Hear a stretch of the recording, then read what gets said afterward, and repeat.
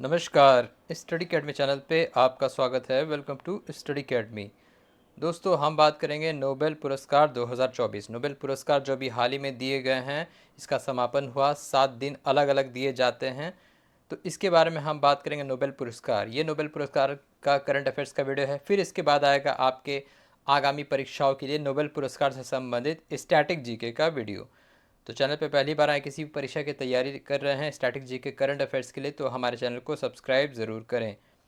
तो हम बात करेंगे नोबेल पुरस्कार 2024 और ट्रिक के साथ। तो शुरुआत करते हैं, पहले इसके बारे में डिटेल जानते हैं कि क्या है, किस किस क्षेत्र में दिया जाता है। तो नोबेल पुरस्कार क्या है? सर एल्फ्रेड नोबेल, उनके सम्मान में 10 दिसंबर 1901 को नोबेल पुरस्कार की शुरुआत की गई थी।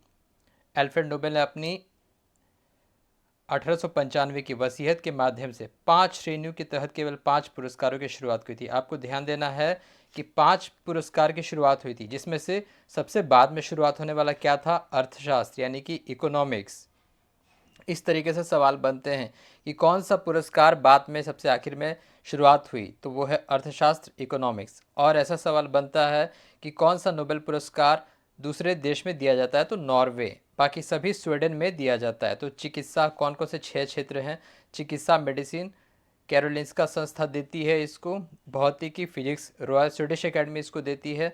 रसायन यानी कि केमिस्ट्री, इसको भी रॉयल स्वीडिश एकेडमी देती है। साहित्य यानी कि लिटरेचर, इसको भी रॉयल स्वीडिश एकेडमी देती है। शांति यानी कि पीस पुरस्कार नॉर्वे नोबेल समिति देती है। तो ये एक बस शांति पुरस्कार है जिसको नॉर्वे में दिया जाता है। अर्थशास्त्र यानी कि इकोनॉमिक्स, इसको देता है स्वीडन का स्वेरिट्स रिस्क बैंक। 1968 से इसकी शुरुआत हुई अर्थशास्त्र नोबेल पुरस्कार। तो 6 कैटेगरी में दिया जाता है, 6 क्षेत्रों में दिया जाता है, जिसमें से अर्थशास्त्र सबसे बाद में शुरू हुआ। और जो शांति पुरस्कार है ये अलग जगह दिया जाता है नॉर्वे के द्वारा। अब हम बात करेंगे बारी बारी से। शुरुआत करते चिकित्सा, मेडिसिन नोबेल किसको दिया गया? विक्टर एम्ब्रोस और गैरी रवकुन को। देखिए, आपको बस नाम ध्यान रखना है और किस चीज़ के लिए दिया गया बस, और इससे संबंधित क्या स्टैटिक बन सकता है वो मैं बताऊंगा फिर। विक्टर एम्ब्रोस और गैरी रुवकुन को दिया गया वैज्ञानिकों को माइक्रो आरएनए के लिए। राइबोन्यूक्लिक एसिड होता है माइक्रो आरएनए की खोज और पोस्ट ट्रांसक्रिप्शनल जीव विनियमन के इसके योगदान के लिए यह प्रतिष्ठित पुरस्कार दिया गया। कैंसर का इसका उपयोग इसमें किया जाएगा, उसके लिए काफ़ी उपयोगी रहेगा माइक्रो आरएनए का खोज। असामान्य माइक्रो आरएनए विनिमय कैंसर के विकास में योगदान दे सकता है। यह कोशिकाओं को प्रोटीन बनाने के लिए जीनों के इस्तेमाल करने के तरीकों को नियंत्रित करता है। माइक्रो आरएनए की लंबाई 18 से 25 न्यूक्लियाइड होती है। ये भी आपको ध्यान रखना है स्टैटिक जीके के, विज्ञान साइंस जीके के लिए। इसकी लंबाई कितनी होती है? 18 से 25 न्यूक्लियाइड होती है। यह कोशिकाओं और रक्त प्रवाह में पाया जाता है माइक्रो न्यूक्लिक mRNA। ट्रिक क्या रहेगा इसका? नाम क्या है? विक्टर एम्ब्रोस और गैरी रूवकुन। तो चिकित्सा में गैरी को विक्ट्री मिली, ये ट्रिक है। चिकित्सा में गैरी को विक्ट्री मिली, इसका ट्रिक रहेगा चिकित्सा, क्योंकि मेडिसिन में दिया गया। नाम क्या है? गैरी रूवकुन और एम्ब्रोस, विक्टर एम्ब्रोस। तो चिकित्सा में गैरी को विक्ट्री मिली, ये दो नाम आपको याद रखने हैं ट्रिक के साथ। चिकित्सा में गैरी को विक्ट्री मिली। अब हम बात करेंगे भौतिकी यानी फिजिक्स, किन्हें दिया गया? दो शख्सियत को दिया गया, जॉन हॉपफील्ड और जेफरी हिंटन को। आधुनिक आर्टिफिशियल न्यूरल नेटवर्क ANN और मशीन लर्निंग का आधार है।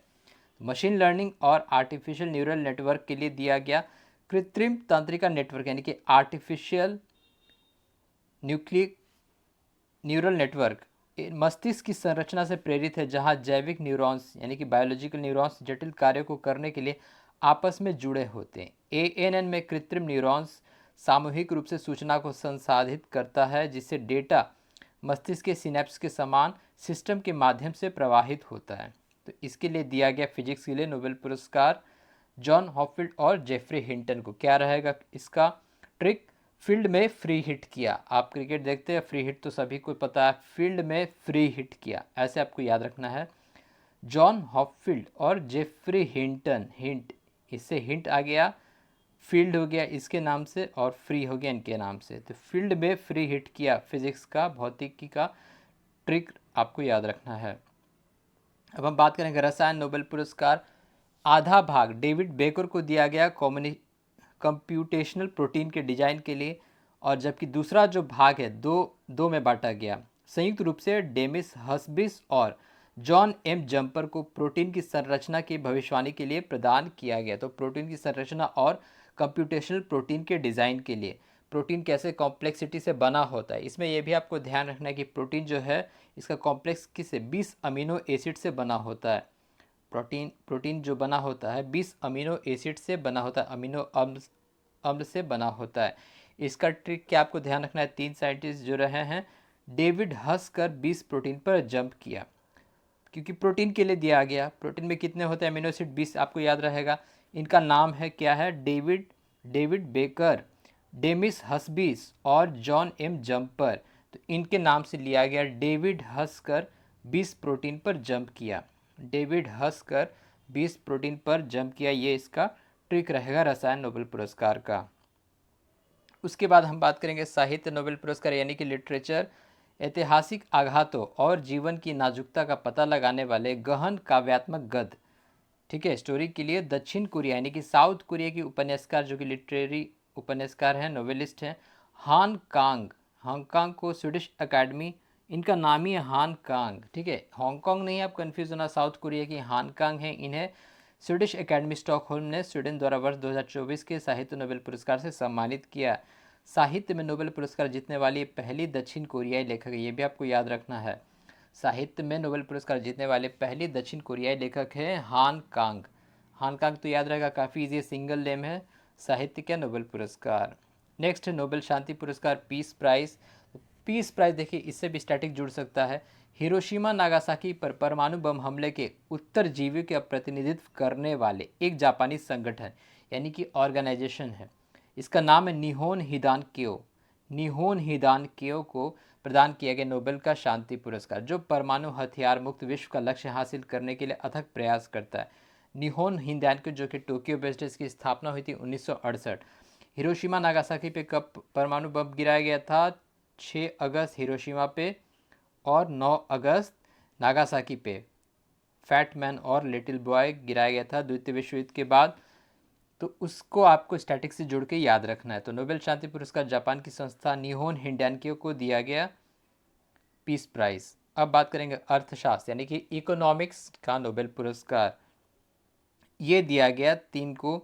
डारोन एस मोगलू जो कि मैसाचुसेट्स इंस्टीट्यूट ऑफ टेक्नोलॉजी के हैं, साइमन जॉनसन मैसाचुसेट्स के हैं, और जेम्स ए रॉबिन्सन जो कि कैम्ब्रिज के हैं, शिकागो यूनिवर्सिटी के हैं। इनको संस्थान कैसे बनते हैं और सुख समृद्धि को प्रभावित करती है, यानी कि इस स्टडीज़ के लिए कि कोई भी संस्था इंस्टीट्यूशन का डेवलपमेंट कैसे होता है, वो अपने मतलब बाकी लोगों पर प्रॉस्पेरिटी कैसे अफेक्ट करता है, उसके लिए इसको इन तीनों को दिया गया।